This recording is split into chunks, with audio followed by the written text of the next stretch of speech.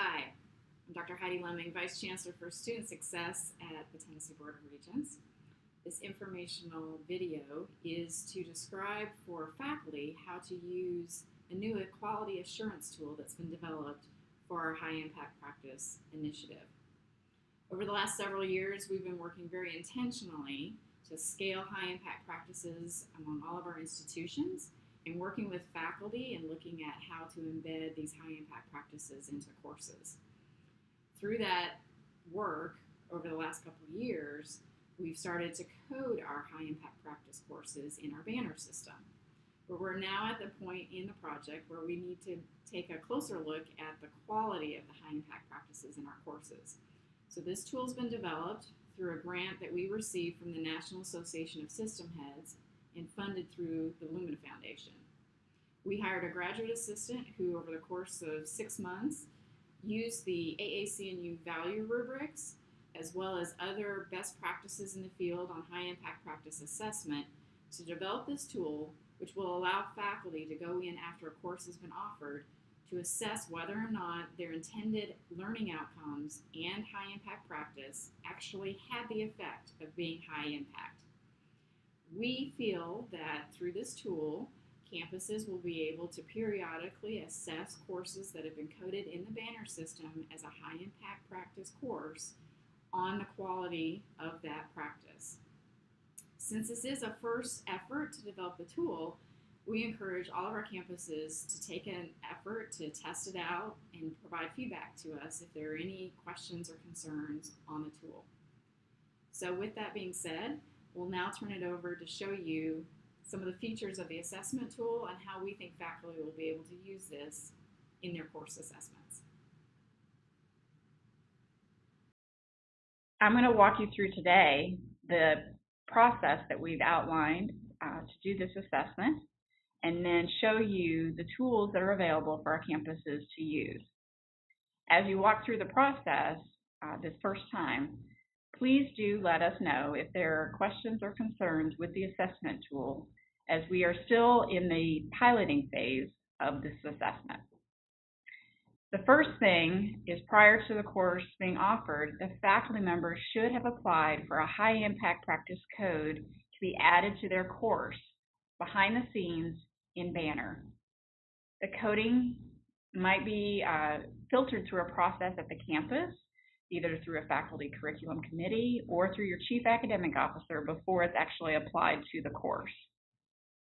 The faculty member at that point should receive materials and instructions showing that the student coursework is going to be reviewed for being a high impact practice course. Throughout the semester, faculty members are encouraged to retain major course artifacts from students that can be used in the evaluation of the course. After finals, a faculty member would gather course-level student outcome data based on the demographics from their respective IR office, and then submit an exit form to a committee or individuals responsible for assessing the high-impact practice. After the course, the High Impact Practice Review Committee, consisting of at least one faculty member from within the course's subject area and one faculty member outside of it, is formed. And that review committee would use the High Impact Practice exit form, assessing the course and using a rubric to give feedback to that faculty member for the course. I'm going to walk you through the forms that will be used in this process at this point, but know that the timeline and the flow of these activities can also be found on the HIP timeline document found on our TBR website.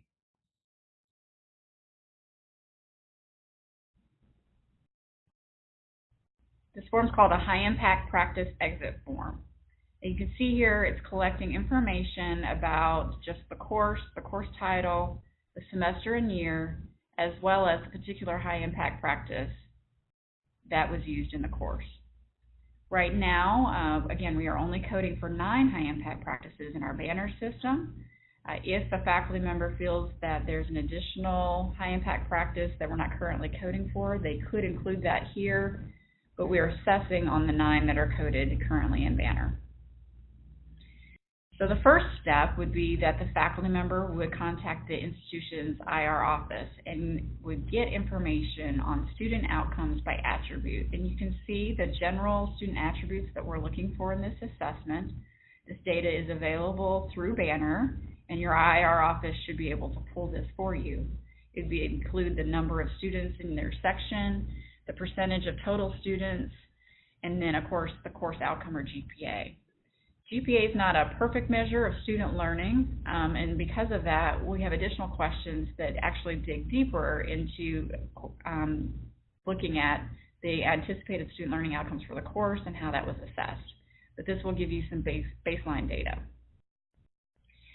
Then the second step would be filled out by the faculty member, and then it would be submitted to the HIP committee that I mentioned before, which includes a faculty member within that discipline, as well as a faculty member outside the discipline, who might just be more familiar with the particular high-impact practice.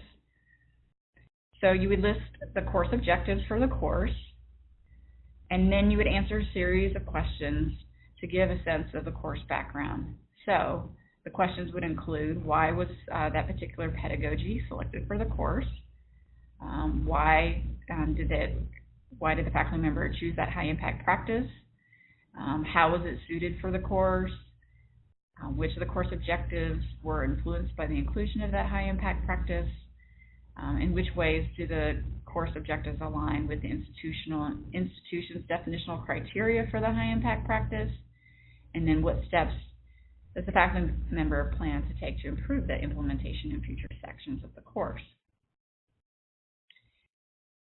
Looking at student outcomes, again, the questions look largely at what extent the students met the objectives for the high-impact practice, ensuring accessibility in the implementation of the practice, as well as other assessments that were demonstrating the students' learning through artifacts.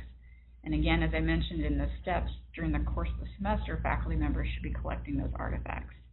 One way to do that would be to have electronic submission of writing samples, for example, that would go back to the student with the grade, but could be archived electronically for review at the end of the course.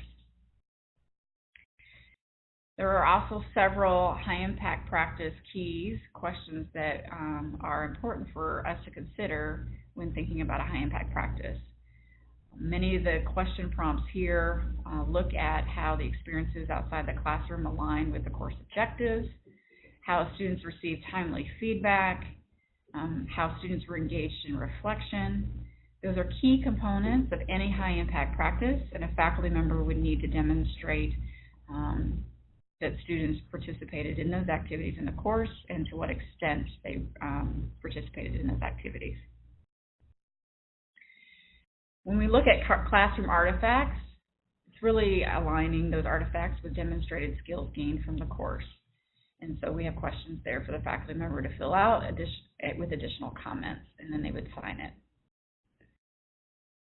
So that's the actual assessment tool that the faculty member who had the high impact practice in their course would fill out. Then you have an evaluation form that faculty members who are on the review committee would use. This is the exit form assurance. This shows you where comments in each of those categories would be given a letter assignment with points assigned under course background, student outcomes, the high impact practice keys, and classroom artifacts. This is just the form. But the actual rubric that the faculty members on the review committee would use gives more explicit detail about each of these. So, for example, in the evaluation rubric, we have a section on student outcomes. So again, we were particularly interested in whether or not there are equity gaps, student achievement for underrepresented minorities participating in the high impact practice compared to the other members of the course. We would want to look at that as demographic breakdowns to give us any indication that there might be areas for improvement to close equity gaps. We also evaluate on the rubric the course objectives. So this is aligned with the AAC&U Value Rubrics and high impact practice research. And so you can see that under course background, in the A section there, that the questions are measuring faculty engagement and enthusiasm for the high impact practice. And then there's a rubric there by which the evaluation team would indicate whether or not they got that sense from what the faculty member filled out. Same thing for course background B. There's a continuum evaluation there that faculty members would use in terms of how much the faculty member understands the context of why they chose that high impact practice and the suitability for their specific course. Course background C looks at the understanding of high impact practices and how it's been utilized in the course. So it's not necessarily a verbatim definition of the high impact practice, but more aligning that with institutional criteria for high impact practices. So again, we have an evaluation across a continuum there that the committee would use. We measure faculty interest in professional development and the extent of their growth mindset. We evaluate whether or not a faculty member plans to make changes to the course to improve their high impact practice, and if they're aware of ways in which they already feel they need to improve. And then looking at student outcomes, so not only, again, that GPA piece, but how specifically they're able to assess student learning, aligning it with their understanding of engaging in a high impact practice, as well as their success in the course with assessments and demonstrating reflection, improving. And then you can see here as we move through student outcomes, talking about commitments to inclusion and diversity, making sure the course is accessible for all, and the quality of the assessment techniques used. And then we go into the high impact practice keys. Again, this is important for us to look at how much investment of time is made by the student. Are there connections between assignments? Are they engaging with other students? Are there diversity of activities in the course? Again, looking at the artifacts.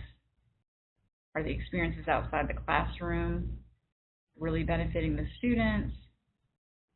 Oops, accidentally clicked off that.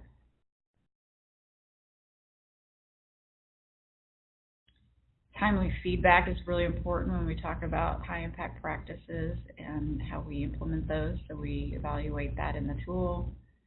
Reflection, again, is key to any high impact practice. And then high expectations for the students, as well as whether or not they're giving some original thought to their work, innovative thinking.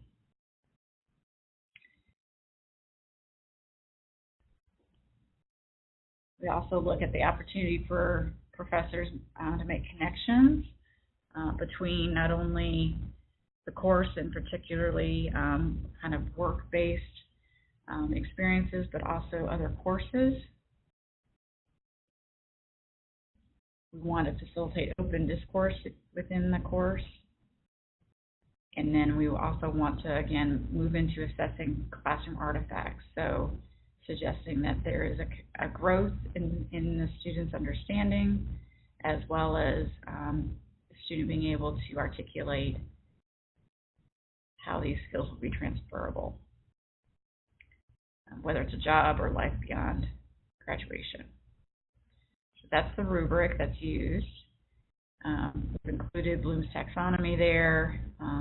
Again, as a reminder that we are connecting that work directly with making the course material a high impact practice. So again, reflection, working with others, making connections between the course and other courses within the program of study and career and life goals are all very important, as well as timely feedback from the faculty member. So that's the rubric. Again, that's used by the review committee when they fill out kind of the recommendations and commendations for the high impact practice. So this would be the actual form. And again, that goes back to this overall exit form that the faculty member would fill out with their information from the course, and they would attach that to the artifacts that the external review committee would then look at. This gives you a broad overview of the tool, and we again are piloting this at this point in time. Would encourage anyone with feedback to let us know. We do not hide the fact that we know this is a time-intensive task because you're talking about someone going in and having to look at individual student artifacts. So this is not something that can be done just within a day. We had 5 institutions take an initial review of this tool, and from their feedback, we know that it can take upwards to 8 hours to do this process. However, in our testing, we were able to identify some courses that did not meet the minimum definition of a high-impact practice, and so we were able to give the faculty members some concrete ways in which to revise their course to make it meet those criteria. And then we also found courses that are meeting their criteria, and we're able to commend those faculty members for the work they've been doing. So from a quality assurance standpoint, we do feel that this tool will work well. But again, we're open to hearing feedback from our campuses on this. I encourage anyone who would like to know more about our high-impact practice work in greater detail to look at our website. We have all of our high-impact practice taxonomies posted there, as well as resources for national organizations working with each of those particular practices. And then we have staff here in the Office of Student Success that are always available to walk faculty or academic officers through idea exploration and conversation about how to continue to scale this work at their own institutions. Thank you for your time. Hope this tool is useful. And again, please let us know if you have any questions or concerns. Thank you.